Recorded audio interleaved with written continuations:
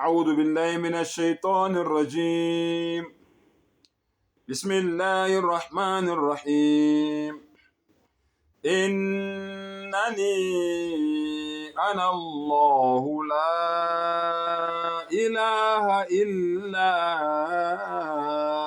أنا فاعبدني وأقم الصلاة لذكري. Ngicela Allah umdali wethu sonke, umdali weyinsuku, angivikele kusathane ongathandwa. Egameni lika Allah onomusa onesihawu. Ngempela mina ngingu Allah. Ngempela mina ngingu Allah. Akekho omunye onelungelo lokukhonzwa ngaphandle kwami. Innani ana Allahu. Ngempela mina ngingu Allah, la ilaha illahu, akekho omunye onelungelo lokukhonzwa ngaphandle kwami. Fa'budni, ngakho-ke khonzani mina ngedwa. Ngakho-ke khonzani mina mdali wenu. Ngakho-ke khonzani mina mondli wenu. Ngakho-ke khonzani mina mvikeli wenu. Ngakho-ke khonzani mina onithandayo ngeqiniso. Ngakho-ke khonzani mina menzi wenu ongazephuli izethembiso zakhe. Wa aqimis salata lidhikri, bese nenza imikhuleko ukuze ningikhumbule, nibe nobudlelwano nami. Umdali la uyazethula kimi nawe, wena omkhonzayo, nawe wena ongamkhonzi, nawe wena onenkani ongafuni ukumkhonza. Umdali uyazethula kuwe, uthi ungalilahli ithemba. La taqnut min rahmatillah. Allahu akbar. La taqnatu min rahmatillah. Ungalilahli ithemba emseni kamdali wakho. Inna Allaha yaghfiru dhunuba jami'a. Allah umdali wakho loyo onelungelo lokukhonzwa uthethelela zonke izono. Asikho isono angasithetheleli. Lenkinga le obhekene nayo kumanje, njengoba uhambe bumnyameni kumanje, umdali wakho uthi yimina engikudalile. Ngiyazi ukuthi wena uyisoni, ngoba wena uyingane ka-Adamu. Adamu wadalwa yimi. Bonke abantwana baka-Adamu bayizoni, kodwa izoni ezingcono kunezinye yilezo zoni lezo ezithi mangabe zonile bese ziyabuya zizocela intethelelo kumenzi wazo, kumdali wazo. Ngiphethe iBhayibheli la. Ngivula incwadi kaJakobe 5 iverse 19. Jakobe 5 verse 19. Uma omunye wenu kubazalwane benu eduka eqinisweni, omunye ambuyise. La ilaha illallah. Yileyo kuphela inhloso yethu. Abafowethu nodadewethu nabazali bethu nomkhulu bethu nokhulu bethu badukile. Inhloso yethu ukuthi sibabuyise, babuye beze eqinisweni, basuke ebumnyameni lobu abahamba kubo, sibabuye beze eqinisweni. Kuhle kakhulu ukususa umuntu ebumnyameni umlethe eqinisweni, ngoba lapho usuke usuvikele loyo muntu leyo ezonweni eziningi ekade sazozenza. Kusho lencwadi kaJakobe engiyivulile. Manje lalela-ke la kuGenesis 3 kuverse 13. Genesis 3 verse 13. Vula eyakho nawe. Ngicela ukukufundela kwiQuran chapter number 20, surah Taha chapter number 20, iverse kube ubani? Kube ulokuzana u13. Chapter number 20 verse 13, surah Taha verse 13. Ukuthi Allah uyazethula kithi ukuthi yena ongubani, yini uAllah ayifunayo kithi.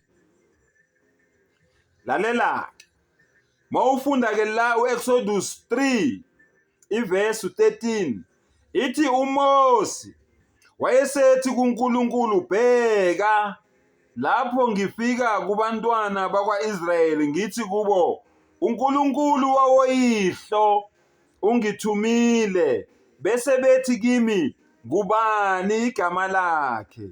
Ngizakuthini kubo na? 14. uNkulunkulu wathi kuMose, nginguye enginguye. Allahu Akbar. Nginguye enginguye. Allahu Akbar. Umdali wakho-ke loyo. Hayi uJesu, hayi uShembe, hayi uMaria ocwebileyo, hayi uJehova, kodwa unguye onguye. Yilona-ke wena okufanele mina nawe simkhonze ngaphandle kokunanaza, ngaphandle kokuhloniza. Lalela, iyaqhubeka. Uzakusho lokhu kubantwana bakwa-Israyeli, uthi, ungikhona, al-hayy. Allahu Akbar, ungikhona. The ever living, ungikhona, al-hayy. Allahu Akbar, ungithumile. Uzwileke? Ungikhona, ungithumile. Ngabe wena lo omkhonzayo ungikhona na? Ngabe wena lo omkhonzayo unginguye, onguye. Ngabe uyena yini lo wena omkhonzayo? Ungikhona. Yiloyo-ke thina esimkhonzayo, yiloyo-ke thina-ke masulumane noma ama-Muslim esikumemela kuye. Sithi phuma ebumnyameni. Athi ngulevele ngencwadi yokugcina amaHubo 24. Isilandelo esakhula ngaso esikolweni. Ulalelisise. Umhlaba ungokaJehova nokugcwala kwawo. Izwe nabakhileyo kulo. Ngokuba yena wawusekela phezu kwezilwandle, wawumisa phezu kwemifula. Alela kulalelisise. Ngubani oyakukhuphukela entabeni kaJehova na? Ngubani oyakuma endaweni yakhe engcwele na? Abanye benu abazi nokuthi kukhulunywa ngayiphi intaba la.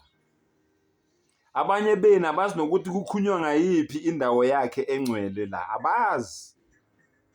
Alela-ke impendulo. Yilowo onezandla ezingenacala.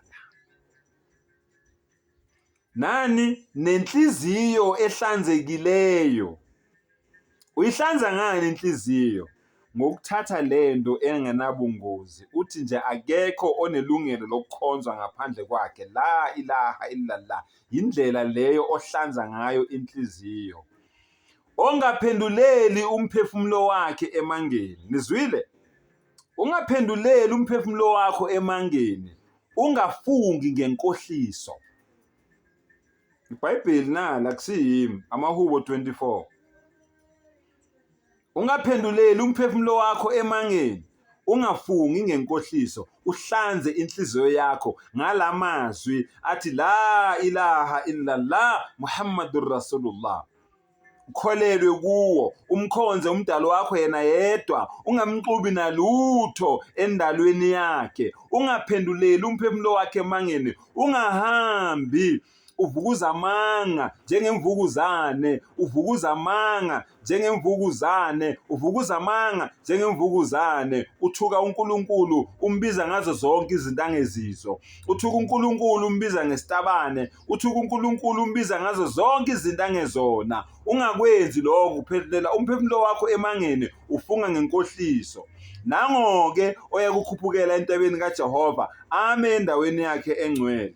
Ungizwile kungetshe, khomenta-ke nguzwe, ungithuke wena ofuna ukungithuka. Kodwa okusalayo ukungithuka kwakho, usukuthi ivideo yami uyibukile, wayilalela, uyizwile, yingako ungithuka. Kokashanduke inhlamba ayinamatheli. Wa akhir dawana anilhamdulillahi rabbil alamin.